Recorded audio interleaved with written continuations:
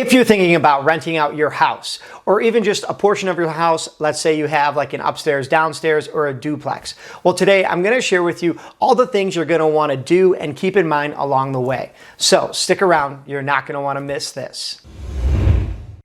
I'm Rich Smith, and one of the money lessons they never teach you in school is the power of rental properties, rental income, buying real estate, and then paying off the mortgage with the money that other people are paying you to live in the property. Now, I don't want to make it sound all that easy. I've been doing this for close to 15 years, and I just went through the process again this past week. So real quick, before we dive too far in, drop a like for this video. Okay, first things first, whether it is a house that you have been living in, or maybe you used to have some tenants, or maybe it's just something you're fixing up. No matter what, the first step is going to be to stage the property.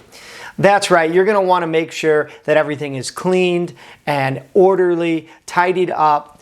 Now, don't get me wrong, there's going to be certain occasions where you're going to need to make it look as presentable as possible, but this is not going to be for people to tour through it. No, rather, that brings me to my second point, which is going to be photos. You see, if you're going to list your property online using a site, the one that I used this past week was Zillow. The old school way might be Craigslist, and there are a number of other websites that sort of intertwine that ecosystem. Well, no matter what, put yourself in the shoes of somebody looking to find a place. They are going to look for good, bright, clean looking pictures of where they potentially may want to stay. So for that second point, what I suggest is honestly, just use a cell phone, use your phone.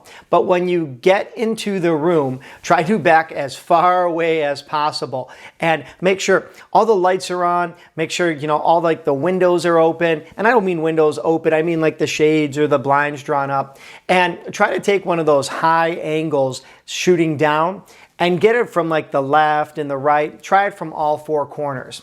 Because essentially, without paying a professional for photos, really what you're trying to do is guide the person through the property, living room, dining room, kitchen. You definitely need to include pictures of the bathroom. They want to make sure you don't have that old pink tile, or it's not some disgusting looking place where they potentially may have to bathe and shower. And then also, if you're showing a place that has a picture of a bed, let's make sure the bed is made. One of the things that I'll mention to you, this is a little like trick or tip, is that if tenants are currently living there, or if it's not as tidy as you want, you can ask for permission when you're taking pictures just to sort of rearrange some things. I'll give you, for example, let's say that you used to allow pets like a small cat or dog and you're thinking about getting rid of that. Well, in the picture, if you do not want to have pets, but there might already be one living there, maybe hide those water or food bowls, put the cage away. If the cat has some little toys, put those away. And in the photo, just present the property as is. And then if the question about pets comes up, then you can cross that bridge when you get there. Moving on, the third thing to do is to go to a website. I used Zillow, I mentioned this before, and if you're watching this in the future, there could be some other website to use, but that doesn't matter. The idea here is that you are going to upload the pictures, and it is okay if you need to edit them or brighten them up a little bit. Honest to God, I found out that for something like $100-$150, you could have a professional come and take pictures every single time.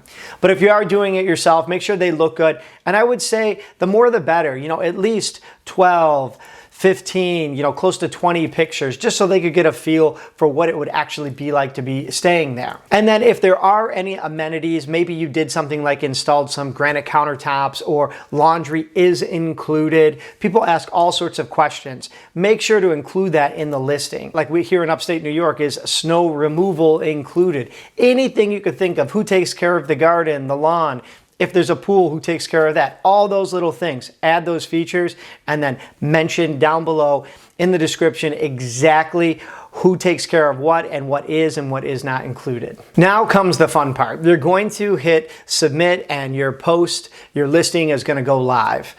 When you start to get those emails though, I want you to pump the brakes, kind of like slow down and be careful, because many people are going to start to request to view the property.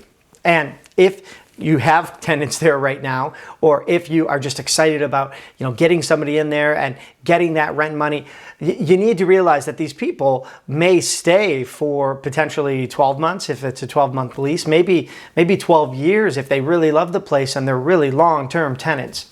So it's a good idea just to reply and ask them a question like, can you tell me a little bit more about yourself? Now, I'll flash on the screen again what I actually ask, and this is just in the first email.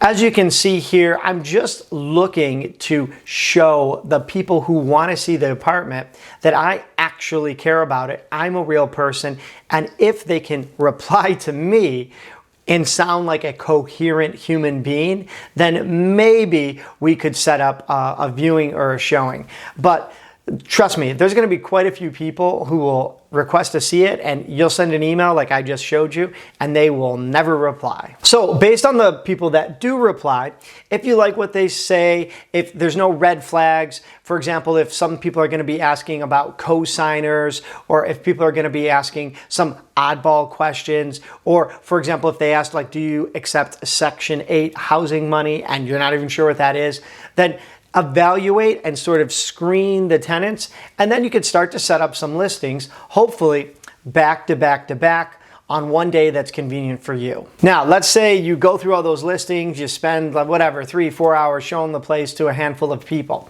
I always like to ask one question at the very end that says something along the lines of, could you see yourself being happy living here?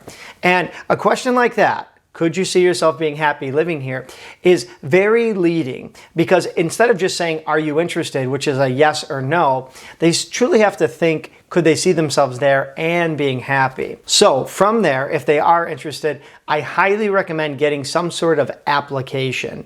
In fact, if you leave me a comment down below, I can send you a link to the application that I use. It's not perfect. It's just some sort of Google form that I created, but it gets me all the information that I would need to then decide if these people are going to follow through, if they're going to provide some proof of income that they could actually pay.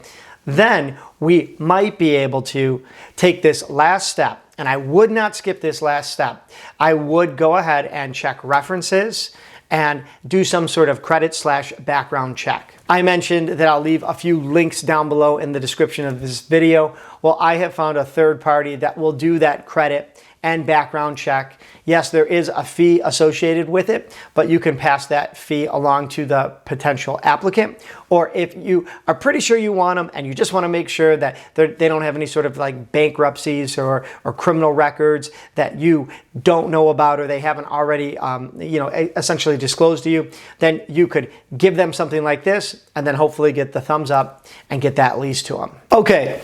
Big picture key takeaways. I just talked about from essentially taking some pictures and getting your property all ready to be listed to walking tenants through it and getting them signed up through the application process.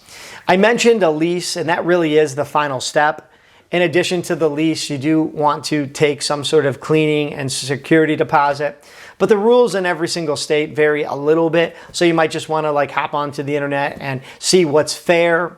Me, for example, here in New York State, I just take essentially 1 month's rent. And it is always my intention to give that back in full, so long as the property is left in good condition, the condition that I gave it to the tenant, minus normal wear and tear. So knock on wood right here, I have never had a tenant pay the rent late. I've never had any sort of evictions. There are those other YouTubers out there that make content all about this, where they go there and they interview these deadbeats and they're getting the police to evict people. But I'm not about that. I'm not looking to do that. That is stress and a headache in my own life, my personal life, that I just don't want to deal with. I've had tenants who have moved out and it has always been amicable. I've never had any sort of eviction. There's never been any sort of late payments. In fact, typically people stay anywhere from 3 to maybe 5 years, and then just that season of life, maybe they go buy their own house, maybe they meet someone and get married, they just move on for a change of scenery. Oh, and one thing I wanted to mention, if you're watching this and you made it to the end and you're thinking about more of that short-term rental, now I don't mean like Airbnb, I mean like that mid-range, maybe it's something like 30, 60, or 90 days. I have thought about that actually for the property I'm recording in right now. And I'm just thinking that the maintenance may not be worth it depending on the type of property you have. We have features here that require seasonal and annual maintenance. There's a lot of little moving parts that'll be great if somebody was living here full-time and could kind of care for it. But if I had to be dealing with that and maybe fixing things like, little patching holes in the wall and stuff every 3 months, then I think that might be a deal breaker for me. We'll just have to see. But let me know what you think down below in the comments. Also, my website is full of other sort of business, personal finance, blog articles, podcasts, videos, so please check it out. And if you're new to the channel, don't forget to hit subscribe and ring that notification bell. All right, as always, I'm Rich, and until next time.